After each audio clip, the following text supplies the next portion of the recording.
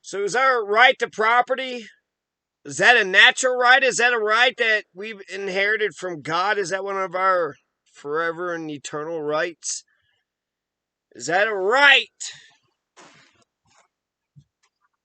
The right to property? I mean, 9/10 of the law is property. Natural law includes the right to self-defense and revolution and oxygen, food, water, clothing, shelter, the right to speak and to peacefully assemble, the right to life, liberty, and the right to property. Yes, I say yes on the right to property.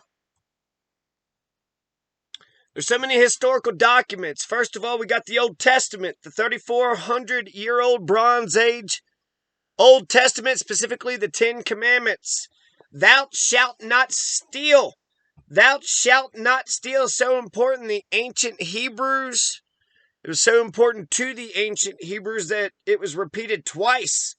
Thou shalt not steal. Thou shalt not covet thy neighbor's goods. The bedrock of Western civilization rests upon the right to property, notwithstanding the Bible, but also to own and develop private property, right? To not be communist, to profit off of our capital. Pilgrims were at first communal and then they weren't. Capitalism has been the American brand since at least World War II. In fact, these capitalist imperialists hate the communists. So God, there's no communists. There's nobody on the left. There are no Leninists in America. The 1789 Rights of Man and the 1789 U.S. Bill of Rights of the 1787 U.S. Constitution and the 1801 and the 1805 Revolutionary Haitian Constitution and the 1876 Revolutionary Colorado Constitution and the 1948 United Nations Universal Declaration of Human Rights, they all respect the right to property.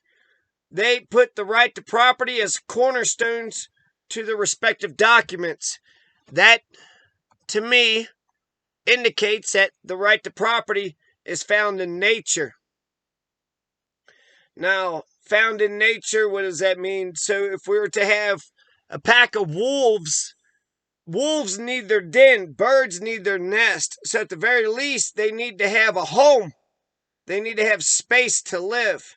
So that's property, that's land, and that's a home. So that's, two specific pieces of property. But the 1789 French Rights of Man declares property to be a natural, imprescriptible right, as well as liberty, security, and resistance to oppression. That's Article 2. Louvetti's revolutionary 1801 Haitian Constitution declares that property is sacred and inviolable, and that anybody who denies the right to property to others is guilty of a crime against society. Article 13. The right to property is maintained in the Dessalines revolutionary 1805 Haitian Constitution. Property is sacred. Its violation shall be severely prosecuted. Colorado's 1876 Constitution, Article 2, Sections 3, 25, 27, and 14 and 15, all those protect our right to property. Article 2, Section 3 of Colorado's 1876 Bill of Rights declares our four eternal Coloradan and constitutionally natural and essential and unalienable rights are life, liberty, property, and safety. So Colorado's 1876 Constitution has Article 2, Sections 3, 14, 15, 25, 27, and Section 3, and Section 13. Article 2, Section 27, Colorado Constitution protects aliens, unnaturalized foreigners. Foreigners can acquire, inherit, enjoy, and dispose of property, real and personal, as native-born citizens. The 1876 Colorado Constitution guarantees that all Coloradan Americans have the right to bear shotguns, rifles, and pistols in defense of home, person, and property. Section 13, the 14th and 5th Amendment of the 1789 Bill of Rights to the 1787 U.S. Constitution protects the right to property too, as well as Article 17 of the United Nations Declaration of Human Rights. Now, Thomas Hobbes didn't include the right to property to his 19 laws of nature, so he's wrong on that. Nature is territorial. Wolves need their den, and birds need their nest. Animals need to live in a home. When I think of natural rights, the way I think of natural rights, I think it's a perfect analogy. It's if you have a dog. If you have a dog and it's got all of its needs met, it has the space to run, it has all of its food and water, it has everything that it possibly needs. It's a good dog. It's a well-behaved dog. It doesn't go out looking for trouble. It doesn't snarl and bark at every single, thing that walks by it. It very much is in tune with nature. Because natural law just doesn't mean come from nature. It means what rational man can deduce comes from nature. And so nature can be, quite bloody and horrible and not just at all. Which is, Hobbes's point. That's why we need a Leviathan to protect our rights and freedoms. But I digress. The English Bill of Rights didn't list the right to property either, nor the U.S. Declaration of Independence. The prophet Moses said, "Thou shalt not steal and don't covet thy neighbor's goods," 3,400 years ago. The 1789 French Rights of Man said that the aim of all political association is the preservation of the natural and imprescriptible rights of man, and that these rights are liberty, property, security, and resistance to oppression. Property is one of the main rights of man, one of the main natural rights of man. Liberty, property, security, and resistance to oppression are the main top natural and imprescriptible rights of man, which is the main point, the focal point of all political association. Article 17 of the Rights of Man declares that property is an inviolable and sacred right. Article 17 is the eminent domain law and the rights of man, i.e. allowing the use of private property for public use just so long as the person is paid a reasonable price for their property.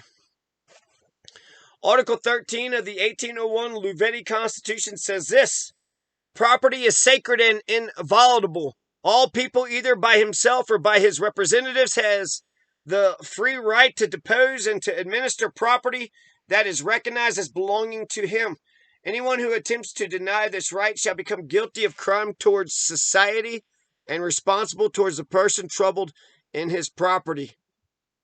Now, I'm wondering about the South Carolina Constitution. Did I put the South Carolina? It was 1876. Divorce is outlawed. Louvetti said divorce is outlawed. So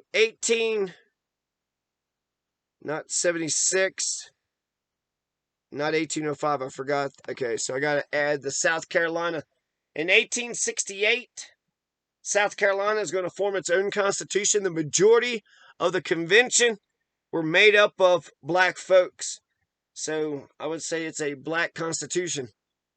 So, yeah, I need to add that to my master list of natural rights. And also the U.S. Constitution. But I already got some notes on it. So anyways, the U.S. Declaration of Independence says that life, liberty, and the pursuit of happiness are our eternal natural rights. But the form of that quote is actually a play on John Locke's quote that we have a right to life, liberty, and property. And I've also heard it once that property is how we Americans pursue our happiness. So all over the place we see that property is sacred and inviolable. Property is an attack on society. You have the cornerstone to Western civilization, the Bible, and private property and capital and development and industry and, innovation and home ownership and the right to property, even the United Nations 1948 bill, human rights and the Bill of Rights, the American Bill of Rights, the rights of man. Both Haitian constitutions, the Colorado Constitution today. And like I said, 9/10 of the law, they say, is property, the right to property. So when it comes to natural law, I say yes. Natural law says that we have a right to property. In case you were wondering. Now you know. And knowing's half the battle. G.I. Joe!